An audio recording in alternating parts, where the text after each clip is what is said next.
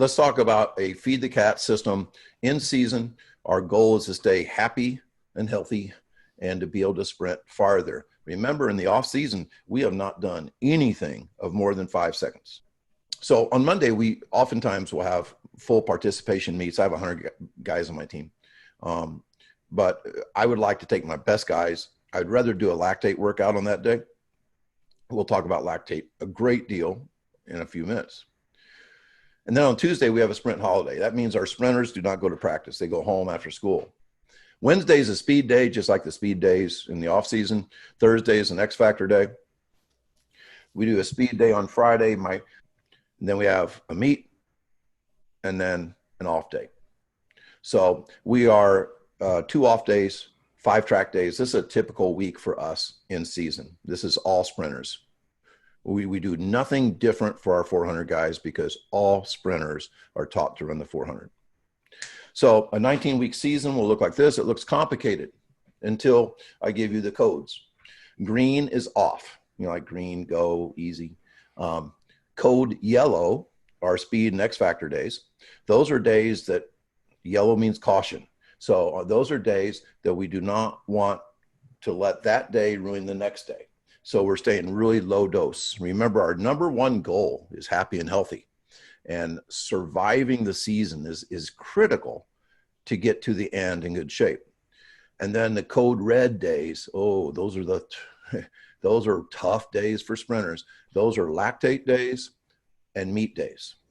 Those are days that tear up your sprinters. Which days are you in the weight room? Which sessions? None. I don't believe the only type. Now, my football players may lift some. That's fine. I try not to think about it. But the big thing that I want to avoid is a secondary recovery issue. In other words, if we're recovering from a tough meet on Saturday, and they're still recovering on Monday, and they do a big squat workout. Now, how in the hell are we supposed to be fast on Tuesday? And hell, we may have a meet on Tuesday. And so we have so it's kind of like a recovery issue on recovery. And, if you're doing concentric lifts or isometrics, I'm a lot better with that.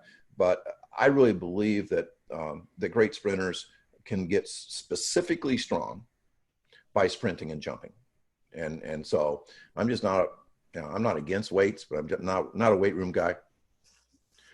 So I talk about how to cook a lot. There's a lot of feed the cats coaches out there, but I want to make sure that people know they are not copy and paste feed the cats people. They cook like I cook, and then they come up with their own stuff. But these things are how to cook. So no more than 2 lactate events per week. So if you have 3 meets scheduled in 1 week, I would hold guys out of 1. We do 0 endurance, 0 tempo, 0 laps, 0 submax. I agree with most things of Charlie Francis, but I do not agree that your off days should be tempo running. Instead, we do X Factor. Remember that sprint training builds itself on a foundation of rest, recovery, and sleep. And, if you're working 7 days a week, then you have no foundation. We take off days after lactate events, because lactate events have a 48-hour hangover. Your overarching in-season mission is survival. When you pack all those meets together in a short season, survival is the main thing you're after. Your number 2 mission is to be fast and learn how to sprint farther, but still stay happy and healthy. And that is complicated. That's what we're going to talk about. I wrote this down in 2012 when I was sitting in the front row listening to Latif talk. If you improve your max speed, you've improved your sub-max speed. This made a huge impression on me. And I'd already believed that, but it's just the way it's said. If you can run 25, God, you can run a long way at 23.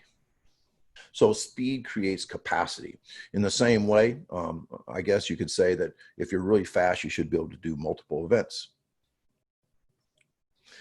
This is one of my sayings. If you train 100 miles an hour, 80 feels comfortable. If you train at 60, 80 miles an hour doesn't feel comfortable. It will really hurt you. I think too many teams practice slow and try to run fast. The lactate workouts, this is stuff that I'm really proud of because I've worked a long time at developing strategic lactate workouts of low volume, high intensity stuff. And it is a bitter pill. So code red. What is a lactate workout? You must be running at probably a goal 400 pace or faster. So it's fast work. In my opinion, it's 15 to 25 seconds of sprinting each rep. Incomplete rest. In other words, you don't feel real good in your next run, but you're going to do it anyway, and you're going to do it fast. Now, the rest has to be enough that you can be successful on the next rep. You cannot ever let people fail in a lactate workout. You cannot run 3 semi-hard runs and then run really hard on your last one and get dizzy. That is not the way you do it. You must have that poisoning before you do your last rep. You never allow failure, ever. The volume is low. Our biggest last year in 2019 was 600 meters. We'll talk more about that in a minute. You have to sell it. I walk out like it's the most important day of my life every time we do a lactate workout. And I also apologize to my kids. I tell them that this is going to suck.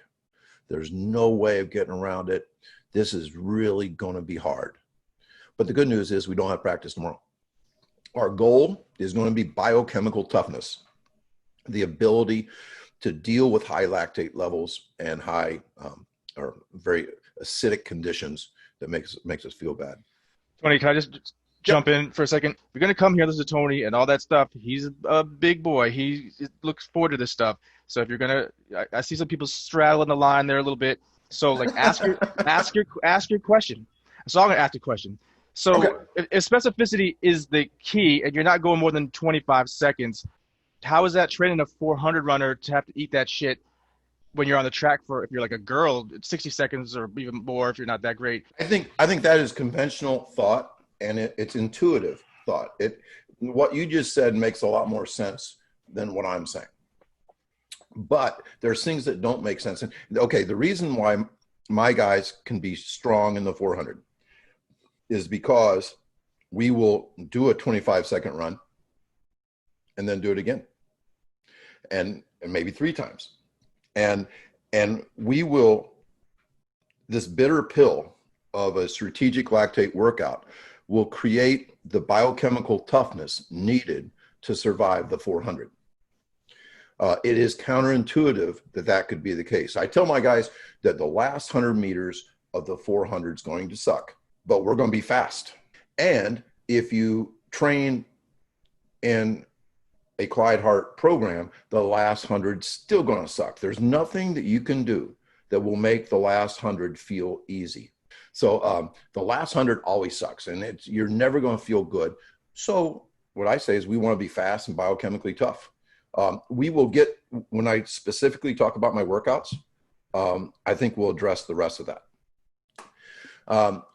The poison we're talking about isn't really lactate. It's the hydrogen ions that create the acidity in your body. But Paracelsus said everything's a poison, nothing's a poison. It all depends on the dosage. So I'm a big dosage guy.